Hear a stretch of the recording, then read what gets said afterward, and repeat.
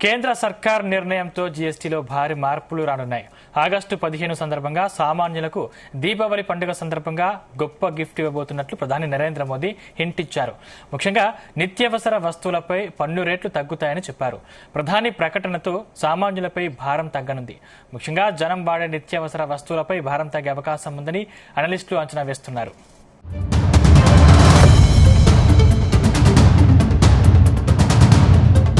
సవరించిన విధానాన్ని జీఎస్టీ మండలి ఆమోదిస్తే ప్రస్తుతం 12% స్లాబ్లో ఉన్న 99% వస్తువులు 5% పన్ను శ్రేణిలోకి వెళ్లనున్నాయి. అదేవిధంగా ప్రస్తుతం 28% పన్ను స్లాబ్లో ఉన్న వస్తు సేవల్లో 90% 18% పన్ను రేటుకు మారనున్నాయి.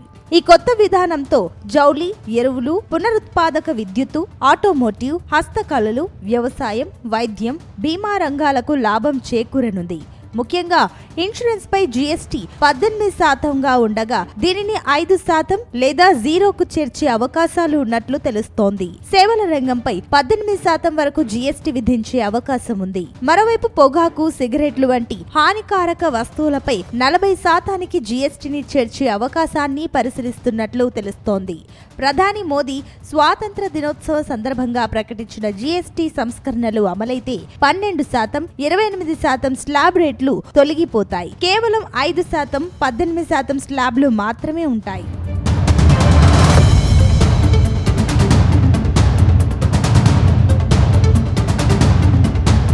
ప్రస్తుతం బీమాపై 18% జీఎస్టీ ఉండగా దాన్ని 5%కి తగ్గించే అవకాశాలున్నాయి. అవసరమైతే 0కు కూడా తీసుకురానున్నట్లు తెలుస్తోంది. సేవల రంగంపై 18% జీఎస్టీ విధించే అవకాశం ఉంది. మరోవైపు హానికారక వస్తువులపై 40% ప్రత్యేక పన్ను విధించే అవకాశాన్ని కేంద్రం పరిశీలిస్తోంది. ముఖ్యమైన ఎఫ్ఎంసీజీ వస్తువులతో సహా రోజు వాడే 90% వస్తువులు 5% స్లాబ్ కి మారే అవకాశం ఉందని అనలిస్టులు అంచనా వేస్తున్నారు. దీనివల్ల ధరలు తగ్గి డిమాండ్ పెరిగే అవకాశం ఉంది.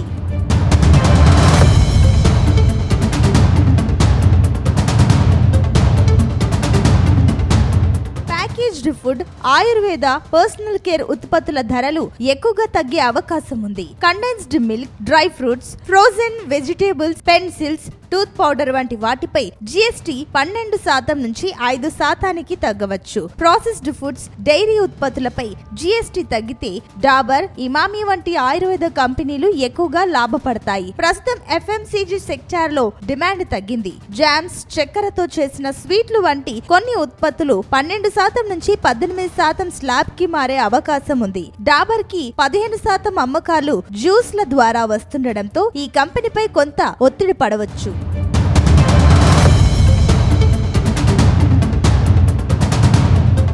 తంబాకు, సిగరెట్లు, ఆల్కహాల్, కార్బోనేటెడ్ డ్రింక్స్ వంటి సిన్ గుడ్స్ పై 40% జీఎస్టీ పడనుంది. సెపరేట్ గా సెస్ వేయకపోతే ఐటీసీ, వరుణ్ బెవరేజెస్ వంటి కంపెనీలపై ప్రభావం తక్కువగా ఉంటుందని జెఫరీస్ అంచనా వేసింది. స్నాక్స్, పాప్కార్న్ 12% స్లాబ్ నుంచి 5%కి మారే అవకాశం ఉంది. నెస్లే ఇండియాకి చెందిన నూడిల్స్, పాస్తా, కండెన్స్డ్ మిల్క్ అమ్మకాలు, ఐటీసీకి చెందిన స్నాక్స్ అమ్మకాలు పెరగొచ్చు.